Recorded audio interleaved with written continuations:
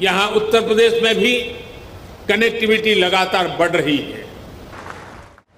UP के अलग अलग अंचलों में हवाई मार्ग से कनेक्टिविटी बहुत जल्द बहुत मजबूत हो जाएगी। गाइस, अपने प्यारे भारत का सबसे बड़ा एयरपोर्ट बहुत जल्द खुलने वाला है। जी हाँ गाइस, भारत के सबसे बड़े एयरपोर्ट का 90% काम पूरा हो चुका है और आज के इस वीडियो में हम लोग जानेंगे कि कौन कौन सा काम पूरा हो गया है और 10% में कौन कौन सा काम बचा हुआ है और कब तक ये पूरा होगा और कौन से महीने इसको ओपन किया जाएगा। आइए डिटेल में बात करते हैं। नमस्कार and welcome to India project. मैं हूं विकास।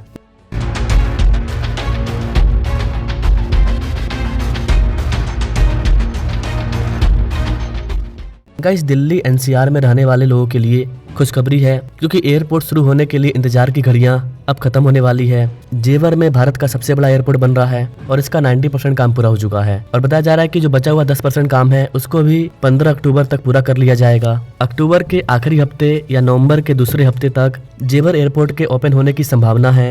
एयरपोर्ट के उद्घाटन के लिए पीएम मोदी का समय जानने के लिए मुख्यमंत्री की तरफ से पत्र भी भेजा गया है। प्राइम मिनिस्टर मोदी के द्वारा समय मिलते ही उद्घाटन की तिथि भी घोषित कर दी जाएगी। जब से एयरपोर्ट के पूरे होने की खबर सामने आई है, लोगों का कहना है कि आखिर यहाँ पर एयरपोर्ट फीस कितना लगा करेगी।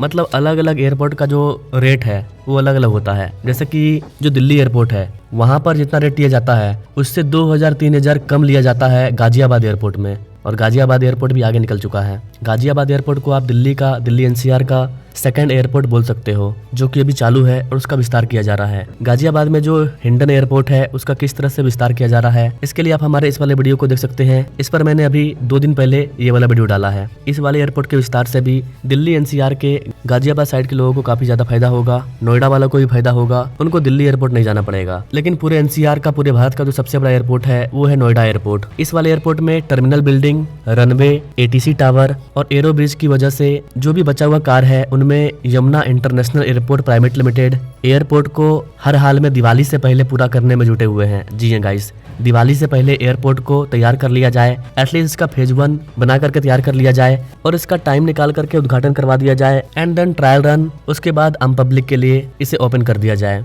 तो दिवाली तक ये एयरपोर्ट ओपन होने वाला है। लोगों के आने जाने और सभा स्थल के अलावा वाहनों की पार्किंग सहित जरूरी कामों की रूपरेखा तैयार की जा रही है। यहाँ पर गाइस आपको बता दें कि न केवल गौतम बुद्ध नगर, पूरे पश्चिमी यूपी और दिल्ली एनसीआर, उत्तराखंड, राजस्थान, इन क्षेत्रों में रहने वाले आम पब्लिक के साथ साथ कई सारे बिजनेस और उद्योगों को उड़ान मिलेगी और वो और भी तेज गति से आगे बढ़ेंगे। भारत का व्यापार विदेशों से न केवल समुद्री पोर्ट के माध्यम से होता है बल्कि एयरपोर्ट के माध्यम से भी होता है। यहाँ पर कार्गो टर्मिनल को बनाया जाएगा और जो भी चीजें बनेगी उनको एयरपोर्ट के माध्यम से, कार्गो के माध्यम से अलग अलग देशों में भेजा जाएगा। एयरपोर्ट से बिजनेस करना काफी ज्यादा आसान और ईजी होता है। इसमें चीजों को ले जाने में काफी कम टाइम लगता है, लेकिन समुद्री मार्ग में महीनों का समय लग जाता है। तो एयरपोर्ट से बिजनेस काफी ज्यादा आगे जाएगा। नोएडा इंटरनेशनल एयरपोर्ट पर 6 रनवे को बनाने का प्लानिंग है और 6 रनवे का मतलब है भारत का सबसे बड़ा एयरपोर्ट, क्योंकि भारत या फिर एशिया के बड़े बड़े देशों में इतने रनवे वाले एयरपोर्ट मौजूद नहीं है। पहले फेज में 1 runway, 1 terminal building, 1 cargo hub, ये सारी चीजें ऑलरेडी बनकर के तैयार हो चुकी है।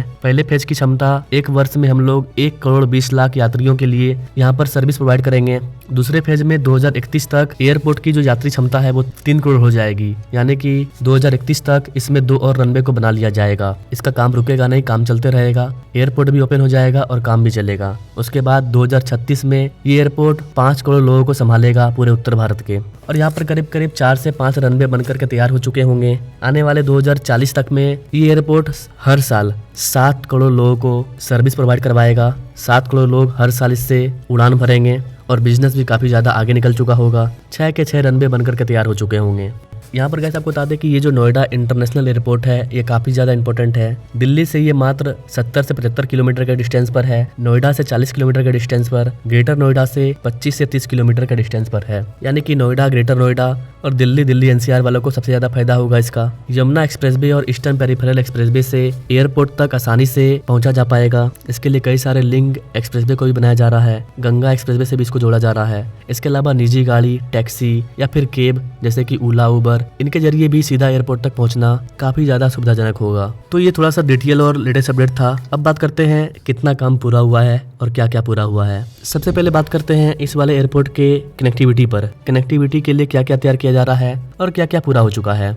यहाँ पर आप यमुना एक्सप्रेसवे के इंटरचेंज को देख पाएंगे। यमुना एक्सप्रेसवे पर इंटरचेंज को बनाया गया है। इस वाले इंटरचेंज के माध्यम से आप डायरेक्ट नोएडा एयरपोर्ट जा पाएंगे। इस वाले इंटरचेंज के 4 साइड हैं। ये साइड जेवर एयरपोर्ट जाता है, ऊपर की ओर नोएडा, नीचे की साइड आगरा। इसके अलावा जेवर एयरपोर्ट के अपोजिट साइड में जो रोड देख रहे हैं ये एक लिंक एक्सप्रेसवे है जो कि आगे जाकर के फरीदाबाद से जुड़ जाएगी। फरीदाबाद में जाकर के ये दिल्ली मुंबई एक्सप्रेसवे से कनेक्ट होगी और दिल्ली मुंबई एक्सप्रेसवे के माध्यम से आने वाले लोग भी आसानी से जेवर एयरपोर्ट पर पहुंच पाएंगे। तो ये जो लिंक है इस पर भी काम चल रहा है। ये काफी इंपॉर्टेंट लिंक है क्योंकि ये आपको फरीदाबाद में एक तरफ मुंबई लेकर के जाएगा, एक तरफ दिल्ली के अंदर लेकर के जाएगा। दिल्ली से आने वाले लोग इसी वाले लिंक के माध्यम से आसानी से जेवर एयरपोर्ट तक पहुंच पाएंगे। ये लिंक एक्सप्रेसवे अभी अंडर कंस्ट्रक्शन है।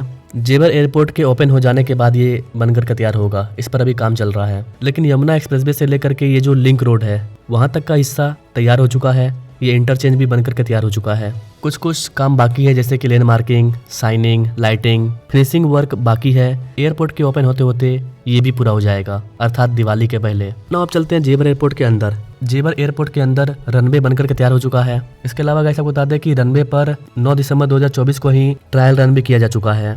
तो रनवे का भी ट्रायल हो चुका है। जेवर एयरपोर्ट के रनवे पर फ्लाइट लैंड कर चुकी है और टेकऑफ भी कर चुकी है, यानी कि सिर्फ ओपन करना बाकी है। ओपन होगा, उद्घाटन किया जाएगा, आम पब्लिक के लिए सर्विस शुरू हो जाएगा। यहाँ पर नाइट लैंडिंग फैसिलिटी भी तैयार किया जा चुका है। अब देखते हैं जेवर एयरपोर्ट के पैसेंजर टर्मिनल बिल्डिंग को। यहाँ पर आप पिक में देख पाएंगे इसका भी काम काफी आगे निकल चुका है। अब सिर्फ इसको फिनिशिंग टच दिया जा रहा है। क्योंकि यहाँ पर अभी काम चल रहा है तो यहाँ पर थोड़ा सा आपको लगेगा कि कितना गंदा है। एक्चुअल में यहाँ पर अभी काम चल रहा है इसलिए ऐसा दिख रहा है। पैसेंजर बिल्डिंग के जब आप अंदर जाएंगे तो अंदर भी काफी तेज गति से फिनिशिंग का काम चल रहा है। फर्श, रूफटॉप ये सब रेडी है। स्कैनर वगैरह को इंस्टॉल किया जा रहा है।